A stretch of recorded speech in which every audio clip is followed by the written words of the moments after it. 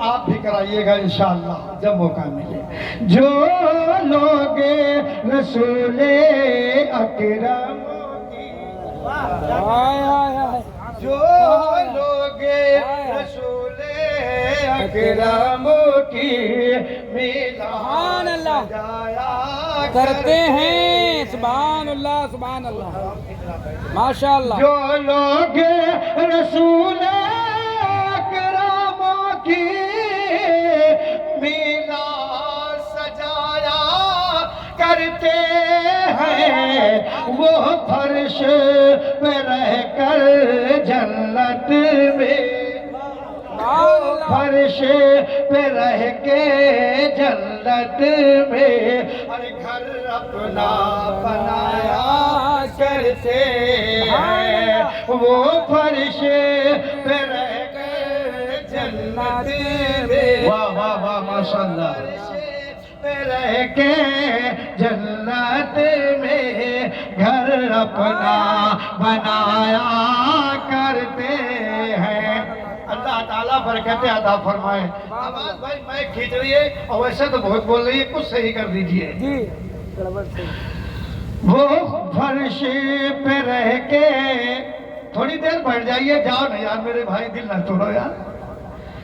وہ فرش پہ رہ کے جنتی میں گھر اپنا بنایا کرتے ہیں. ہم بھی بولے آپ بھی بولے، ہم بول رہے ہیں سنا رہے ہیں، ایک گنا ثواب. آپ بیٹھے ہیں ایک ثواب، اور آپ ذرا منہ کو کھول کے کہہ دیں گے سبحان اللہ تو 2 گنا ثواب ملے گا. جب گھر سے آ ہی گئے تو جتنی دیر بیٹھے اللہ کی رحمتوں کے سائے میں رہتے ہیں.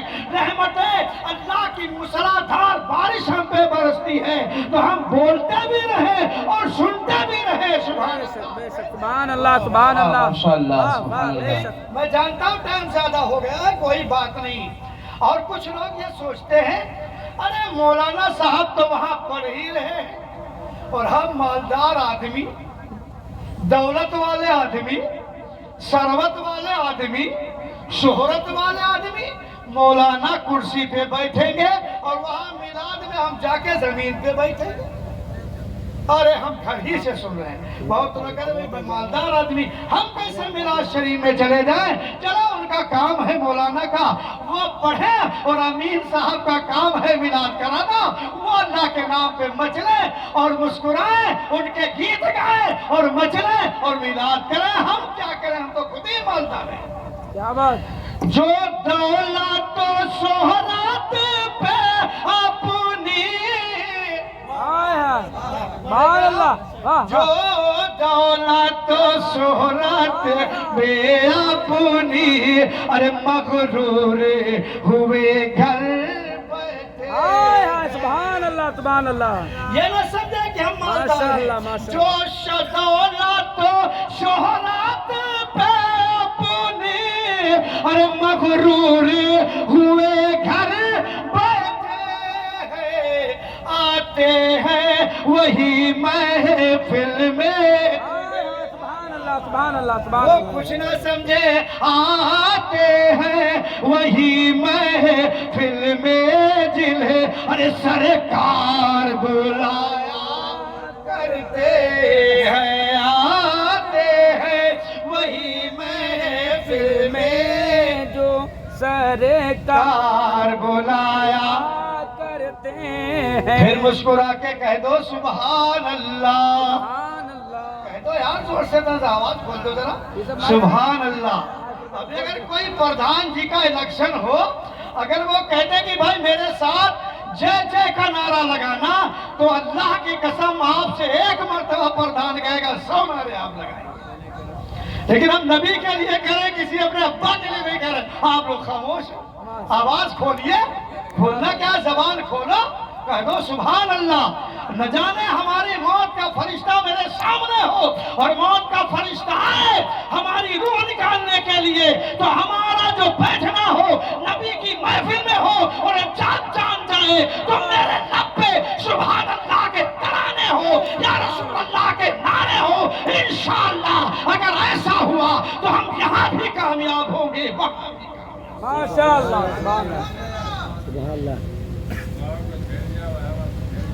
وہ لوگ آتے ہیں وہی محفل میں جنہیں ہر سرکار بلایا کرتے ہیں سبحان اللہ سبحان اللہ پڑھ کے اشارے والے بستر پر سو جاتے ہیں سبحان اللہ جو پڑھ کے اشارے والے اور بستر پر جا کر سو جاتے ہیں ہائے ہائے ایسا کریں گے تو کیا ہوگا؟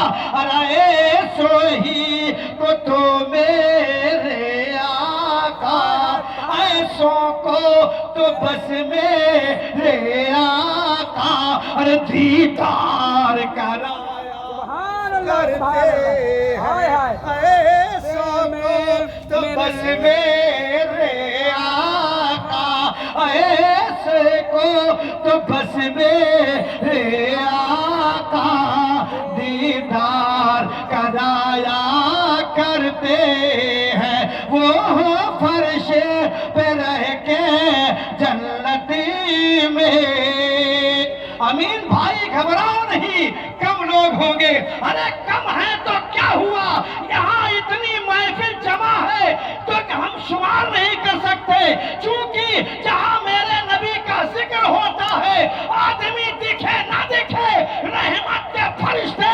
جھماجھم آتے ہیں اور رحمتوں کی برسات کیا کرتے ہیں تو اللہ والوں کا ذکر بھیڑ نہیں دیکھتا ہے اللہ والا دلوں کو دیکھا کرتا ہے ہائے ہائے ہائے سبحان کون اللہ دل سے سن رہا ہے کون دل سے بیٹھا سبحان اللہ سبحان اللہ سبحان اللہ اب دل کی بات آئی ہے تو اللہ تعالیٰ نے دلوں کو منور کیا بے شک سبحان اللہ اللہ نے ہمیں پیدا فرمایا کہ آپ یہ نہ سمجھیں کہ ہم صرف اس دنیا میں آ گئے ہمارا کام یہ ہے کہ ہم کھانا بنائیں اور کھائیں ہمارا کام صرف اتنا ہو کہ ہم بکرے کا گوشت لائیں اڑائیں ہمارا کام ہم کو اللہ نے پیدا کیا ہم یہ سمجھیں اگر کہ ہم کو اللہ نے بیکار بنایا یا اس لیے بنایا ہے کہ ہم گوشت لائیں پکائیں کھائیں اللہ نے ہمیں بیکار پیدا ہی نہیں کیا ہے اللہ نے ہمیں بیکار نہیں اللہ تعالیٰ نے ہم کو پیدا فرمایا ہے تو پیدا فرمانے کا کچھ مقصد بے شک سبحان اللہ سبحان یہ مائک لگائی گئی اس کا بھی ایک مقصد ہے اس کا مقصد یہی ہے کہ جب مولانا صاحب بیان کریں تو یہ آواز دوسروں تک پہنچا دیں اسی طرح اللہ نے ہمیں اور آپ کو پیدا فرمایا اللہ تعالیٰ نے بیکار نہیں بنایا اب اگر ہم اب پیدا ہوئے اپنی زندگی کا ماحصل ہم یہ نہ بنائیں کہ بنگلے بنانا میرا کام ہو اور بلڈنگیں بنانا میرا کام ہو ایک سے ایک بڑھ کے بڑی بڑی کھیتی اور بڑے بڑے پلاٹ لینا خریدنا میرا کام ہو صرف میرا ہی کام ہو نہیں میرے دوستو اللہ نے جس چیز کو بنایا اس کا ایک مقصد ہوتا ہے جیسے یہ بلب لگ گیا یہ راڈ لگ گیا اس کا بھی ایک مقصد ہے امین بھائی نے اس راڈ کو لگوایا ہے اس کا مقصد یہ ہے کہ روشن تو ہے لیکن یہ خود روشن ہے مقصد اس کا ہے کہ دوسروں کو بھی روشن کرتا چلا جائے روشنی بناتا چلا جائے وہ میرے بھائی اللہ تعالیٰ نے ہمیں انسان کو پیدا فرمایا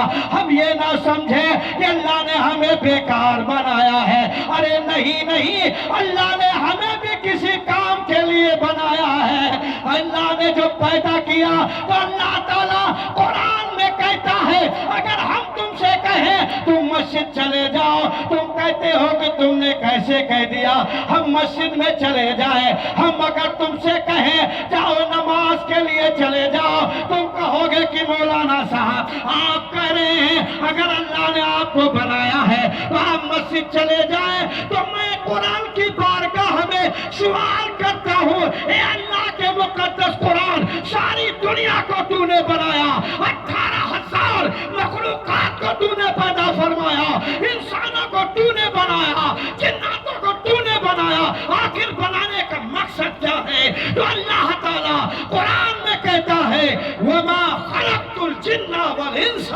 إِلَّا لِيَعْبُدُونِ۔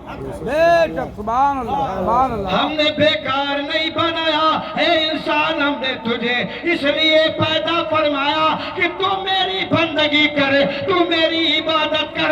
اب مجھے کہنے دیا جائے اے میرے دوستو، اللہ والوں کے ذکر میں آئے ہو، دیکھو اللہ تعالیٰ کی رضا کے لیے، اللہ کو منانے کے لیے مسجدوں کو خواجہ غریب نواز نے آباد فرمایا ہے، مسجدوں کو آباد فرمایا ہے، سجدوں سے اپنی پیشانی کو منور کیا ہے، زمین پہ سجدے میں پیشانی رکھ کے اللہ کو منانے کے لیے، رب کی رضا حاصل کرنے کے لیے، اللہ کی کبریائی بیان کرنے کے لیے میرے خواجہ غریب نواز نے، اللہ کے مقدس ولی نے اپنی پیشانی کو زمین پہ رکھا، اللہ کو منایا۔ اور میرے دوستو، جب انسان اپنی پیشانی کو خدا کی زمین پہ رکھتا ہے، اللہ کو پیار آتا ہے، اللہ فرشتوں سے کہتا ہے او میرے فرشتوں آ جاؤ، دیکھ لو کہ میرا بندہ میرے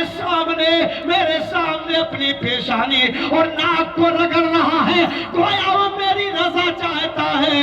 اللہ کا ولی اپنے آپ کو، اپنی زندگی کو سب ختم کر کے اللہ کی رضا کے لیے نوافل پڑھتے پڑھتے، عبادت کرتے کرتے اللہ کی رضا کو حاصل کر لیتا ہے تو اللہ اس کو اپنا دوست بنا لیتا ہے۔